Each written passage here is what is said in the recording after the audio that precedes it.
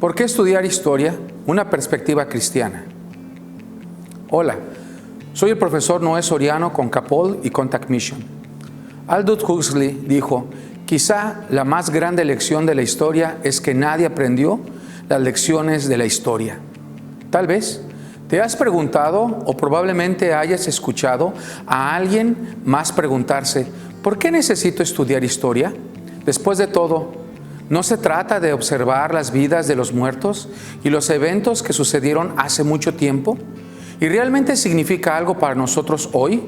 El gran industrial Henry Ford dijo, la historia es más o menos una tontería, es tradición, pero no queremos tradición, queremos vivir en el presente y la única historia que vale algo es la historia que hacemos hoy.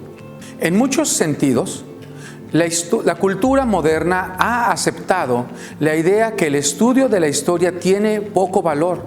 Muchos colegios y universidades en todo el mundo han reemplazado las clases tradicionales de la historia con cursos de apoyo que a menudo se denominan estudios, es decir, estudios ambientales, de género, feministas, etc.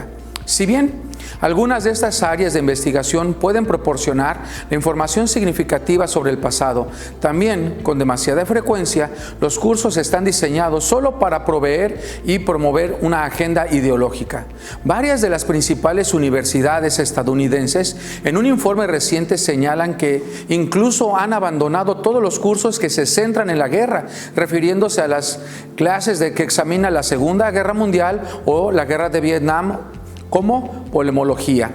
Como resultado de muchas personas, el estudio histórico ha pasado a ser una disciplina que explora el pasado para proporcionar contexto, ideas, dirección, comprensión sobre las motivaciones importantes de nuestra era, en una serie de cursos activistas diseñados para promover una perspectiva personal o una visión ideológica.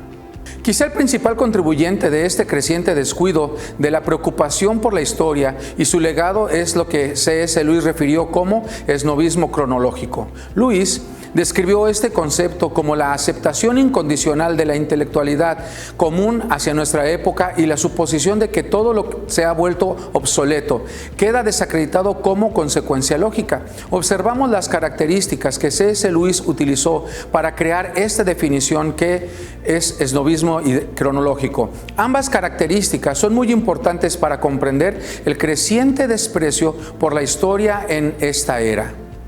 Primero, escribió, es la aceptación acrítica de la intelectualidad común a nuestra época.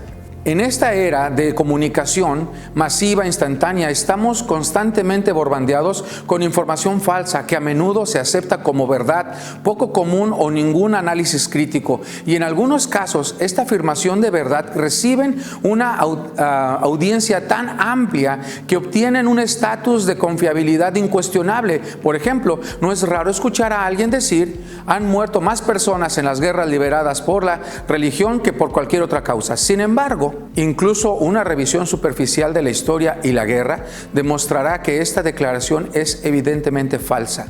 Otra noción común es aceptada sin condiciones, es que los relatos históricos no pueden ser confiables porque la historia la escriben solo los vencedores. Una vez más, esto simplemente no es cierto. Una declaración como esta ignora el hecho de que generalmente hay muchos contribuyentes a nuestra comprensión del pasado y que las personas y los eventos de la historia se reexaminan, reinterpretan y a menudo se reescriben continuamente a medida que se dispone de información adicional.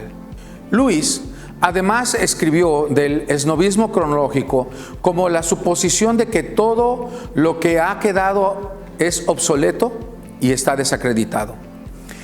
El mero hecho de que esta idea ya no está de moda, explicó Lewis, en realidad no nos dice nada sobre la verdad o la falsedad. El teólogo Elton Trueblood afirmó, un principio predominante en nuestro tiempo es la creencia externa de que todos nuestros problemas son nuevos. Se refirió a este concepto como la enfermedad de la contemporaneidad y la declaró uno de los más grandes problemas de nuestra época. Los defensores de esta creencia asumen que los avances científicos y tecnológicos actuales hacen que esta sociedad sea superior a todas las generaciones anteriores, no ven, sin embargo, que la naturaleza de la humanidad no ha cambiado y que las luchas humanas básicas del pasado son las mismas luchas que la gente que enfrenta hoy. Comprendiendo los resultados del esnovismo cronológico y la falta de asignación de valor a la historia, está el rechazo de los estándares cristianos tradicionales de la vida y moralidad, sino el rechazo del cristianismo mismo, y es por la única razón de ser antiguos. Luego, empoderados por la popularidad de las afirmaciones de la era actual y la vida y la moralidad, afirmaciones que son con demasiada frecuencia y han sido aceptadas sin crítica como verdades, y en muchos casos nuestra sociedad las apresura a dirigir para denigrar el cristianismo y las enseñanzas bíblicas sobre la vida y la moralidad sin ser arcaicas, por ser arcaicas, descuidadas y no más relevantes, y al hacerlo promueven ideologías personales recién descubiertas y expresan la indignación moral hacia aquellos que han aprendido y han tenido ideas diferentes. Mark Barnes afirma correctamente que la arrogancia moral y la ignorancia histórica se refuerzan mutuamente. Para ennoblecernos, convertirnos a nuestros antepasados en bárbaros, irracionales, ignoramos las complejidades de su época. Entonces, en lugar de asumir que la historia es más que simplemente fechas antiguas, historias de personas muertas y eventos que sucedieron hace mucho tiempo, deberíamos recordar que el pasado nos brinda una perspectiva de la vida que no se puede obtener simplemente recopilando nociones que se han vuelto comunes en estos tiempos. Olvidar el pasado, escribió Henry Newman, es como poner nuestro maestro más apreciado en nuestra contra. Así, en palabras de C.S. Lewis, necesitamos un conocimiento íntimo del pasado. No es que la historia tenga algo mágico y que ya no podamos estudiar el futuro. Sin embargo, necesitamos algo para contrastarlo con el presente, para recordar que las suposiciones básicas que han sido básicamente diferidas en cada periodo, y que mucho de lo que parece cierto para alguien no educado pronto pasa de moda. No es posible que un hombre que ha vivido muchos lugares se deje engañar por las creencias de una aldea, de su aldea natal. Un erudito que ha viajado a muchos lugares es, por lo tanto, hasta cierto punto inmune a esa gran catarata de tonterías que brota de las publicaciones y de las voces de su propia época. Nuevamente, soy el profesor Noé Soriano con Capol y Contact Mission.